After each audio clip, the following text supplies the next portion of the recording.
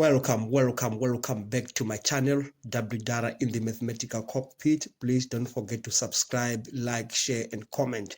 Today we're back on it again. Trigonometry. We're using the reduction formula to simplify trigonometric expressions. Remember, in the last video, we dealt with the basic concepts of the reduction formula. So this is like a continuation from there. Now, if we look at this expression, you see that there's cos 750 here. So these are angles that are greater than 360. What you need to do here is you need to keep on subtracting 360 from these angles, because if you start from 0 here, then you are going around, you come back to the point where you were. So in this manner, we are saying cos 750. Cos 750 is the same as cos 390 degrees. Is the same thing, because we came back to where we were and now we're left with 390 degrees more to go. Is the same thing, because we came back to the same point. So this can be equated to cos 360 degrees plus 30 degrees. So if we look here in this diagram, we have moved 360 to get to this point here. And then we still need to move 30 degrees more, which means we are in the first quadrant, where all sine, tan, and cos are positive. So we can happily say that this is equal to cos 30 degrees is positive there. And cos 30 degrees from the special angles, it gives us √3/2. Now we come back to the expression now. We can write now cos 750 as √3/2. Let's move on to tan 315. We say tan 315 degrees, we're just trying to break it. It's giving us tan 360 degrees minus 45 degrees. That's what we are getting there. Now, when we are in this quadrant, this is actually the fourth quadrant. Tan is negative, so this will be the same thing as saying minus tan 45 degrees. And tan 45 degrees is 1. So we've got a minus 1 for this one. So let's just put it in there.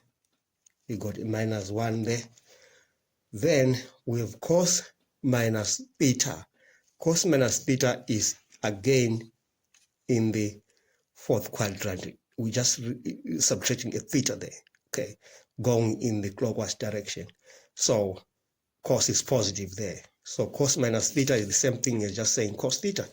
So cos minus theta is equal to cos theta. So we just write it as it is there in our expression, cos theta. So all of this is over. Right, cos 360 minus theta. Again, we are in the fourth quadrant, because if we move here, we got 360. If we subtract the theta, it's minus theta. It's down here. So we are in the fourth quadrant. So it just come back as it is. It will come back as cos theta. So cos 360 degrees minus theta is the same thing as cos theta. Okay, so let's just put it in our expression. So this becomes cos theta. Now we are about to break sine 300 now. So we say sine 300 degrees is the same thing as saying sine 360 degrees minus 60 degrees. We are in the fourth quadrant and sine is negative there. So I'm going to say it's minus sine 60 degrees. But the special angles, it gives us minus root 3 over 2. So we just plug it in there on that point there. It's a minus root 3 over 2. And last but not least, we're looking at sine 180 degrees minus theta. Sine 180 degrees minus theta. This one is in the second quadrant. You see, 180 degrees is here.